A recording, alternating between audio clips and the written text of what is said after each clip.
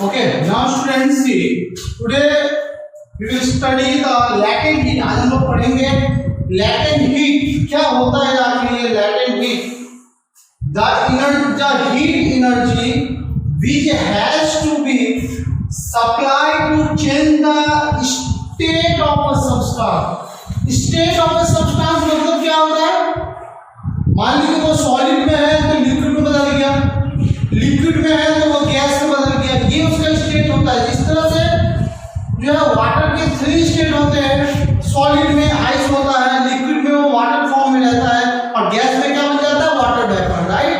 तो वैसा heat energy जो किसी भी सब्सटेंस के स्टेट को चेंज करने में लगता है उसे हम लोग लैटेंट हीट बोलते हैं.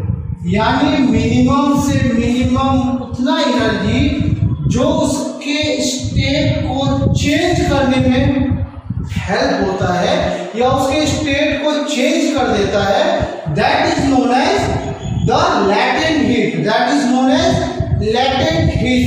अब latent heat does not cause a rise in temperature of the substance. Latent heat ऐसा नहीं है कि सब्सटेंस के टेम्परेचर को बढ़ाता है या घटाता है. लैटेंट हीट टेम्परेचर को बढ़ाने का काम नहीं करता है, वो सिर्फ वो हीट है जो उसके स्टेट को चेंज करता है. वो एनर्जी है जो उसके स्टेट को चेंज करके सब्सटेंस के स्टेट को चेंज करने में हेल्प करता है, उसे हम लोग लैटेंट हीट बोलते हैं, राइट. अब लैटेंट हीट दो टाइप की, आपको बुक में 2 टाइप दिया है. लैटेंट हीट 2 टाइप के, latent heat of fusion, latent heat of vaporisation. Latent heat of fusion मतलब जैसे एक सॉलिड जैसे आइस क्या हो रहा है, वो फ्यूज हो रहा है, तब तो जाके वो वाटर बनेगा, तो वो हो गया लैटेंट हीट ऑफ फ्यूजन. और लैटेंट हीट ऑफ वेपोराइजेशन जिसमें वाटर क्या बन रहा है, वाटर वेपर, इसको हम आगे पढ़ेंगे. तो लैटेंट हीट का डेफिनेशन पूछता है कि इतना ही लिख देंगे. लैटेंट हीट 2 टाइप का, अब हम लोग इसके बारे में पढ़ेंगे. स्टूडेंट देखिए, latent heat of fusion. Latent heat of fusion मतलब क्या बताया था? फ्यूज होना मतलब सॉलिड से लिक्विड में चेंज होना, that is fusion, right. The latent heat of fusion, fusion मतलब सॉलिड से लिक्विड चेंज होना, जिसे हम लोग मेल्टिंग भी बोल सकते हैं. और melting of solid is the quantity of heat, वो क्वांटिटी है हीट का इन जूल में required to convert 1 kilogram of solid to liquid. 1 kilogram solid को लिक्विड में चेंज होने के लिए जो क्वांटिटी ऑफ हीट चाहिए without any changing the temperature, ये याद रखिए, without any changing the temperature, that is known as latent heat of fusion. और latent heat of fusion of ice कितना होता है? 3.34 into 10⁵ जूल पर केजी. अब इसको क्वेश्चन या तो ऐसे पूछता है define latent heat of fusion, right, या what is latent heat of fusion. But question कैसे घुमा के पूछेगा, देखिए आपको बुक में दिया हुआ है. आपको बुक में बोला है what is mean by saying that latent heat of fusion of ice is 3.34 into 10⁵ joule per KG. बोल रहा है व्हाट इज मीन बाय, क्या मतलब है what is mean by that the latent heat of fusion is 3.34 into 10⁵ joule per KG, या what you mean by latent heat of fusion. तो यही लिख देना है आपको, ठीक है, समझ में आया? Okay. Now students see the latent heat of vaporisation मतलब लिक्विड से चेंज हो रहा है किसमें? गैस में. लिक्विड से चेंज हो रहा है किसमें? गैसेस फॉर्म में. The latent heat of vaporisation of a liquid, the latent heat of vaporisation of a liquid is the quantity of heat, वो हीट का ऐसा quantity in joule required to convert 1 kilogram of the liquid, required to convert, required होता है energy का जो convert करता है 1 kilogram liquid को in vapour without any changing temperature. यानी मिनिमम से मिनिमम वो हीट का क्वांटिटी जिसमें वो 1 किलोग्राम लिक्विड को वेपर या गैस में चेंज कर देता है विदाउट चेंजिंग एनी टेम्परेचर, उसे बोलते हैं लैटेंट हीट ऑफ वेपराइजेशन। और लैटेंट हीट ऑफ वेपराइजेशन कितना होता है 22.5 into 10⁵ जूल पर किलोग्राम, राइट। ये हो गया। अच्छा, एक क्वेश्चन राइज होता है यहाँ पे कि आप सभी का कभी ना कभी हाथ जला होता है, जलता है, राइट। किसी का आग से जल जाता है, राइट। किसी का भाप से जल जाता है, वेपर से जल जाता है। किसी का जला है आपको कभी, किसी का जला होगा वेपर से, जब रोटी बना रहे होंगे तब जलता है वेपर से, या जब आप हांडी में कढ़ाई में भात बनाते हैं हांडी में, तो जब उसका ऊपर का ढक्कन हटाते हैं तो क्या होता है, वो भाप लगता है, वेपर लगता है तो जलता है। और कभी डायरेक्ट आग से जला होगा। तो दोनों में से सबसे ज्यादा बर्न कौन करता है, पता है आपको? आग से जला हुआ ज्यादा बर्न करता है या वेपर से जला हुआ ज्यादा बर्न करता है? तो वेपर से जला हुआ जो है ज्यादा बर्न करता है रिस्पॉन्स टू हीट। मतलब आग से जला हुआ, आग से जो जलता है वो कम जलता है, कम बर्न होता है response to the vapour. Vapour से जलने में वो ज्यादा दर्द होता है। क्यों, क्या कारण है उसको बताइए। तो कभी कभी एग्जाम में पूछ देता है which is more painful to burn with heat और वेपर, ऐसे भी पूछ देता है, क्वेश्चन घुमा के पूछ देता है। तो मैं उसका आंसर बता रहा हूँ। फिर कुछ नोट देखिए, उसके बाद मैं 3 क्वेश्चन आंसर लिखा होगा, 3 क्वेश्चन आंसर जो बहुत इंपॉर्टेंट है, कभी कोई पूछ देता है। देखिए सबसे पहले क्या है, ये नोट देखिए, when water change into steam, जब हम वाटर को स्टीम में चेंज करते हैं तो क्या होता है, इट एब्सॉर्ब लेटेंट हीट। जब वाटर को स्टीम में चेंज होते हैं यानी लैटेंट हीट ऑफ वेपराइजेशन, तो क्या होता है, लैटेंट हीट क्या होता है, एब्सॉर्ब होता है। बट व्हेन स्टीम कंडेंस, जब स्टीम को ठंडा करते हैं और वो वाटर बन जाता है, तो इसमें क्या होता है, लैटेंट हीट गिव आउट। यानी जब हम वाटर से स्टीम में बदलते हैं तो वो हीट लेता है, और जब हम लोग कंडेंस करते हैं स्टीम से वाटर में तो हीट को वो लैटेंट हीट को, हीट नॉट लैटेंट हीट को आउट कर देता है। ठीक है, अगले 3 क्वेश्चन बताओ। Okay, now students see, question आपको पूछ सकता है why does steam cause more severe burn than boiling water. क्या कारण है जिससे स्टीम से जो जलता है हाथ, कभी जला होगा तो स्टीम से जो जलता है हाथ वो बॉइलिंग वाटर से ज्यादा पेनफुल होता है। या तो क्वेश्चन ऐसे पूछ देगा why does steam cause more severe burn than boiling water, या क्वेश्चन ऐसे पूछ देगा why does steam cause more severe burn than boiling water at the same temperature of 100 degree centigrade. तो जैसे भी क्वेश्चन हुआ ना पूछे, जहां भी लिखा हो steam cause more severe burn than boiling water, answer यही होगा। क्या है answer, steam cause more severe burn than boiling water because steam content more heat in the form of latent heat. Steam में क्या होता है, लैटेंट हीट ज्यादा होता है than boiling water. So when steam fell on our skin, जब भाप हमारे हाथ में लगता है वो क्या होता है, ठंडा होकर वाटर बनता है। और मैंने बताया था जब वो कंडेंस होता है, इससे पहले जो मैंने नोट्स लिखा है उसमें क्या बोला था कि जब वो वेपर से वो कंडेंस में वाटर बनता है तो हीट को, लैटेंट हीट को आउट करता है, निकालता है। तो कितना निकालता है, give of 22.5 into 10⁵ joule per KG. इतना हीट क्या होता है, कंडेंस को प्रोड्यूस करता है, इतना हीट। इसलिए क्या होता है, बॉइलिंग वाटर से जो है ज्यादा खतरनाक होता है स्टीम, इसलिए वो ज्यादा चलता है। समझ में आ गया? ठीक है, क्योंकि इतना एनर्जी निकल रहा है ना, तो जब वो सारा का सारा एनर्जी हमारे हाथ पे पड़ेगा तो क्या होगा, ज्यादा चलेगा। ठीक है, 100 में वाटर भी खोलता है, 100 में वेपर भी बनता है। लेकिन जब वेपर से लगता है, हमारे स्टीम से लगता है तो कंडेंस होने लगता है, वाटर बनने लगता है। तो कंडेंस होने के टाइम में क्या होता है, वो एनर्जी को रिलीज करता है, और सारा एनर्जी को रिलीज करता है, वो हमारे स्टीम को रिलीज करता है, इसलिए वो ज्यादा जलता है। ठीक है, okay. Now students see the sublimation. Sublimation किसको बोलते हैं, ये सब छोटा छोटा टर्म है जो एग्जाम में define sublimation, define vaporization, define boiling point, what is latent heat, define latent heat, इस तरह से छोटे छोटे डेफिनेशन में पूछ सकते हैं। तो देखिए सब्लिमेशन क्या होता है, the changing of the solid directly into vapour. मतलब सॉलिड से डायरेक्ट वेपर बन रहा है, लिक्विड नहीं बन रहा है। यहाँ पे ये समझिए, पहले क्या होता है सॉलिड से लिक्विड, लिक्विड से वेपर, लेकिन सब्लिमेशन उसको बोलेंगे changing a solid directly into vapour on heating. Heat देने से डायरेक्ट वो सॉलिड से वेपर बन जा रहा है, ठीक है।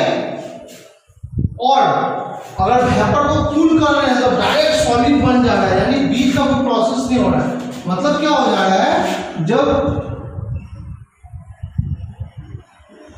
ठीक है, जब क्या कर रहे हैं सॉलिड को जब हीट दे रहे हैं तो ये वेपर बन जा रहा है, राइट। क्या बन जा रहा है, वेपर। और जब इसको कूल कर रहे हैं, इसको जब हीट दे रहे हैं तो वेपर कूल कर रहे हैं तो सॉलिड बन जा रहा है, यानी बीच का कोई लिक्विड का कोई फॉर्म नहीं हो रहा है। उसको हम लोग सब्लिमेशन, सब्लिमेशन क्या बोलेंगे, the change the solid directly into vapour, this is also sublimation on heating, या vapour change into solid on cooling, vapour change into solid on cooling, this is also known as sublimation. ठीक है, sublimation देखिए क्या हो रहा है, heat दे रहे हैं सॉलिड को तो वेपर बन जा रहा है, यानी गैस में बदल जा रहा है, और इसको हम कूल कर रहे हैं तो सॉलिड बन जा रहा है, बीच में लिक्विड का कोई फॉर्म ही नहीं हो रहा, उसे हम लोग सब्लिमेशन बोलते हैं। अच्छा, कुछ कॉमन सब्सटेंस है जो सब्लिमेशन करते हैं, सभी सब्सटेंस सब्लिमेशन नहीं करते हैं। कौन सब्सटेंस है, अमोनियम क्लोराइड, पूछ सकता है, give some example of common substance which go to sublimation. हो गया ammonium chloride, iodine, camphor, naphthalene and anthracene. ठीक है, अच्छा सॉलिड CO2 भी है, CO2 भी है। अब देखिए सॉलिड CO2 को क्या बोलते हैं, ड्राई आइस। एग्जाम में पूछता है what is the name of या common name of solid carbon dioxide, तो सॉलिड कार्बन डाइऑक्साइड यानी सॉलिड CO2 को हम लोग ड्राई आइस भी बोलते हैं, याद रखिएगा। यानी जब ड्राई आइस या सॉलिड कार्बन डाइऑक्साइड को सब्लिमेशन करते हैं तो ये क्या हो जाता है, कार्बन डाइऑक्साइड गैस बन जाता है, यानी देखिए डायरेक्ट सॉलिड से गैस बन गया। तो देखिए सब्लिमेशन में इससे ज्यादा और कुछ पूछता नहीं है। तो जो देखिए एक्चुअली आपके सिलेबस में जो जो पूछना चाहिए आपके टॉपिक्स में वो सारा कवर कराता है। ठीक है, जब पूरा आपका बुक कंप्लीट हो जाएगा तो एनुअल से पहले मैं कुछ और क्वेश्चंस भी कराऊंगा, वो बात की बात है। पहले जितना मैं अभी करा रहा हूँ वो सारा याद कीजिए, एक भी छोड़िएगा नहीं। अगर आपने सारा अच्छा से याद किया तो आपका एक भी क्वेश्चन एग्जाम से नहीं छूटेगा, क्योंकि मैं तो हाँ क्वेश्चन घुमाएगा लेकिन आपको समझ के याद करना पड़ेगा। ठीक है, देखिए okay, now student see this diagram chart, एक ट्रायंगुलर शेप देखिए, इसी से आपको सारा डेफिनेशन मिल जाएगा। मेल्टिंग किसे बोलते हैं, जब सॉलिड चेंज इनटू लिक्विड, और फ्रीजिंग किसको बोलते हैं, जब लिक्विड सॉलिड में बदलता है। बॉइलिंग किसको बोलते हैं, जब लिक्विड गैस में चेंज होता है। कंडेंसेशन किसको बोलते हैं, जब गैस को हम लोग लिक्विड में चेंज करते हैं। सब्लिमेशन किसको है, जो सॉलिड को गैस में बदल देते हैं। लिक्विड का कोई केस नहीं आता है, डायरेक्ट सॉलिड को गैस में बदलते हैं, उसको भी सब्लिमेशन बोलते हैं, या गैस को जब सॉलिड में बदलते हैं उसको भी सब्लिमेशन बोलते हैं। यानी ये ट्रायंगुलर डायग्राम अगर आप याद रख लेंगे तो आपको solid melting, freezing, condensation, boiling, sublimation का डेफिनेशन समझने में दिक्कत नहीं होगा। यही डेफिनेशन ही है एक तरह से, राइट। तो इसको याद रखिएगा, हमेशा दिमाग में रखिएगा। एरो देखिए, सॉलिड से लिक्विड तो मेल्टिंग, लिक्विड से सॉलिड तो फ्रीजिंग, गैस से लिक्विड तो कंडेंसेशन, लिक्विड से गैस तो बॉइलिंग, सॉलिड से गैस तो सब्लिमेशन, गैस से सॉलिड तो सब्लिमेशन। ये याद रखिएगा, हेल्प करेगा। ठीक है, चलिए आगे करते हैं। ओके, देखिए effect of change of pressure. Pressure को जब हम चेंज करते हैं तो किस तरह का फिजिकल स्टेट में इफेक्ट पड़ता है उसके बारे में बताया गया है। The physical state of matter can also be change by changing the pressure. Physical state जो होता है मैटर का वो चेंज होता है जब हम उस पर प्रेशर चेंज करते हैं। कैसे, मैं बताता हूँ। अच्छे और देखिए, gas can be liquefied by pressure and lowering temperature. Temperature को अगर हम कम कर रहे हैं और प्रेशर को बढ़ा दे रहे हैं तो गैस क्या हो जा रहा है, लिक्विफाइड बदलते हैं। जैसे जैसे आप लोग घर में जो यूज करते हैं सिलेंडर में गैस, क्या होता है वो हाईली प्रेशर में भरा होता है, वो गैस है, लेकिन उसको इतना प्रेशर से भरते हैं कि वो लिक्विड फॉर्म में बदल जाता है। आप सिलेंडर को कभी इस तरह से हिला के देखिएगा तो उसमें लिक्विड जिस तरह से आवाज करता है उस तरह से आवाज होता है। जब आपने नया नया सिलेंडर लाए हैं और जब 5 दिन या 10 दिन आपका गैस खत्म हो गया, आधा सिलेंडर गैस भरा हुआ है, उसके बाद आप उसको ऐसे हिला के देखिएगा, अंत में लिक्विड की तरह आवाज करता है। क्यों? एक्चुअली वो है तो गैस, बट इतना प्रेशर से भरा है, इतना प्रेशर से उसको भरा है कि वो लिक्विड फॉर्म में चेंज हो गया। तो यहाँ भी वही बताने की कोशिश कर रहा है कि जब हम प्रेशर को चेंज करते हैं तो उसके फिजिकल स्टेट में चेंज हो जाता है, मतलब वो या तो सॉलिड से लिक्विड बन जाएगा या लिक्विड से गैस बन जाएगा, कोई भी फिजिकल स्टेट चेंज होगा। जैसे देखिए यहाँ पे 3 डायग्राम है, 3 कंटेनर है, सिलेंडर है 3 तो, तीनों में पिस्टन है, ठीक है, ठीक है, ये 3 सिलेंडर है, तीनों में पिस्टन लगा हुआ है, राइट, तीनों में गैस पार्टिकल भरा हुआ है, सेम गैस पार्टिकल भरा हुआ है। अब क्या कर रहे हैं हम, इस पिस्टन को पुश कर रहे हैं, यानी पुश कर रहे हैं मतलब क्या कर रहे हैं, प्रेशर दे रहे हैं, पिस्टन को पुश कर रहे हैं मतलब क्या हो रहा है, यहाँ पर प्रेशर बढ़ रहा है, यानी कंप्रेस कर रहे हैं उसको या पुल कर रहे हैं। बात देखिए तो क्या हो जाएगा, जब ये पिस्टन नीचे आएगा तो इसका जो गैस पार्टिकल है ये एक दूसरे के क्लोज आने लगेगा, क्या आने लगेगा, क्लोज आने लगेगा, राइट। अब इस पिस्टन यहाँ, अब इस पिस्टन को और प्रेस कर रहे हैं और नीचे की तरफ पुश कर रहे हैं, तो क्या हो जाएगा, पिस्टन ऐसा हो जाएगा। इसका मतलब क्या हो जाएगा, particle get so close that the gas liquefies. अब पार्टिकल इतना क्लोज आ जाएगा कि वो गैस जो है लिक्विड में कन्वर्ट हो जाएगा। इसी तरह से सिलेंडर को भरा जाता है, उसको इतना हाई प्रेशर से भरा जाता है, इतना हाई प्रेशर से कि वो गैस क्या हो जाता है, लिक्विड फॉर्म में बन जाता है, ठीक है, समझ में आ गया। तो देखिए प्रेशर को अगर चेंज करते हैं तो उसके फिजिकल स्टेट में भी चेंजिंग होता है, तो हम इस डायग्राम से देख सकते हैं, राइट। तो देखिए इसमें सिर्फ वीडियो छोटा है लेकिन बहुत सारा चीज़ है इसमें, राइट। तो देखिए ये हम लोग यहाँ तक पढ़ लिए हैं, इसके बाद फिर आगे पढ़ेंगे, राइट। अब आप लोग का जो है टेस्ट चालू होगा, पहले डाउट क्लियर क्लास होगा, कल सैटरडे को, इस सैटरडे को डाउट क्लियर क्लास होगा और उसके बाद आप लोग का जो है टेस्ट चालू हो जाएगा। तो आप लोग याद करते जाइए, मैं टेस्ट लेना जब चालू करूँगा तो फिर उस टाइम मत बोलिएगा सर क्या सर, जैसे मान लीजिए मैंने बोला कि सर टेस्ट है तो ये मत बोलिएगा सर आज डाउट है, वैसा नहीं है। जो डाउट पूछ रहा है पूछ लीजिए, टेस्ट के टाइम में सिर्फ टेस्ट लूँगा। बहुत सारे स्टूडेंट को मैंने देखा है वो क्या करते हैं, डाउट नहीं पूछते और जैसे ही टेस्ट का काम आता है उनकी आवाज़ 1000 डाउट आ जाता है। तो वैसा मत कि जो डाउट को पूछना है, डाउट क्लियर क्लास जब होता है पूछते चले जाइए, उसके बाद भी डाउट होता है पूछिए, टेस्ट के दिन कोई डाउट नहीं पूछेगा, ठीक है। तो मैं टेस्ट जब लूँगा आपको डेट बता दूंगा। तो यहाँ तक में आपका कंप्लीट हुआ, ये सब याद कीजिए, ठीक है। मैं उतना ही निकालता हूँ कि आप एक दिन में वो सब याद कर सकें, ठीक है। तो इसको याद कीजिए और सिलेबस कंप्लीट करने का हड़बड़ी में मत रहिए। सिलेबस कंप्लीट करने का है तो मैं 2 दिन में एक चैप्टर कंप्लीट कर दूंगा आपका, बट ना आपको कुछ समझ में आएगा ना आपको अपना कंसेप्ट आएगा। जैसे मैं करते जा रहा हूँ वैसे करते जाइए, सिलेबस कंप्लीट करने की जिम्मेदारी मेरी है।